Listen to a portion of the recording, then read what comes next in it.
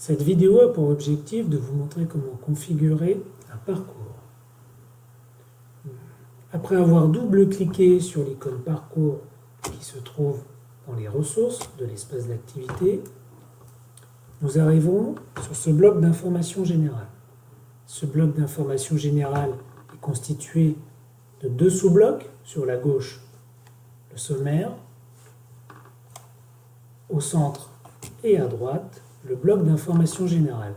Ce bloc vous permet de modifier le nom du parcours, la description du parcours, d'intervenir sur des paramètres du parcours, afficher ou non le fil d'Ariane, ouvrir ou non le sommaire par défaut, proposer des conditions bloquantes pour passer d'une étape à une autre, permettre à l'utilisateur d'indiquer manuellement sa progression.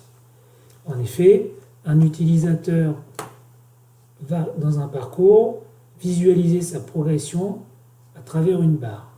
Il peut modifier manuellement sa progression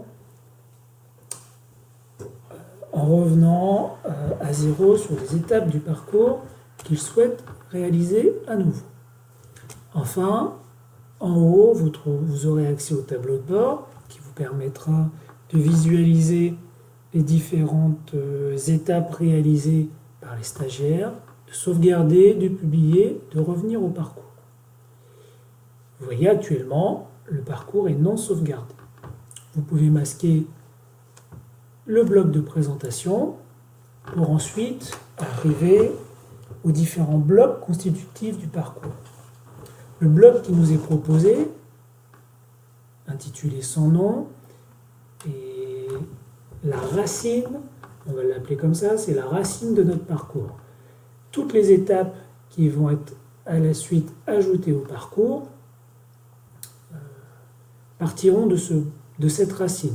Alors vous pouvez l'appeler présentation pour présenter le parcours, objectif pédagogique, comme vous le voulez.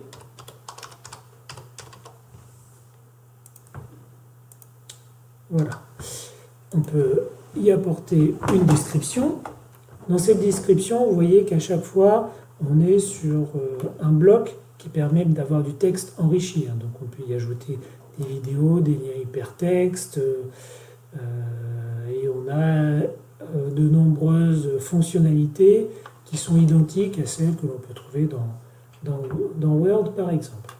Donc vous voyez, j'ai donné un titre à la racine de mon parcours, présentation objectif. Maintenant, je vais pouvoir à ce parcours y affecter, y ajouter des étapes. Alors la première étape, je pourrais l'appeler par exemple chapitre 1, définition d'un parcours. Voilà. Dans ce chapitre, je peux y ajouter des sous-chapitres. Donc 1.1,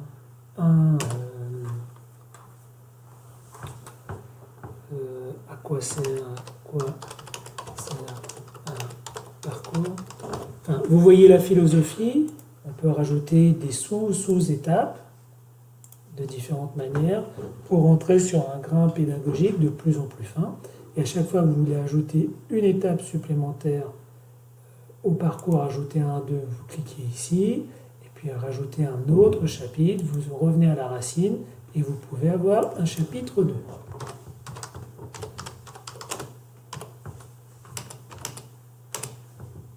Pour modifier une étape, vous cliquez sur la corbeille, il proposera de supprimer l'étape et vous supprimez l'étape. Vous devez sauvegarder et publier les différentes modifications de votre parcours, et publier.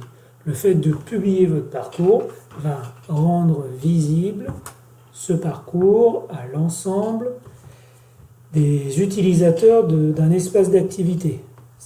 Vous pouvez donc rendre visible par exemple un parcours, ajouter ou en modifier certaines étapes, les sauvegarder sans que celles-ci soient visibles par les stagiaires, et puis publier définitivement votre parcours lorsque vous voulez le rendre visible à l'ensemble des stagiaires.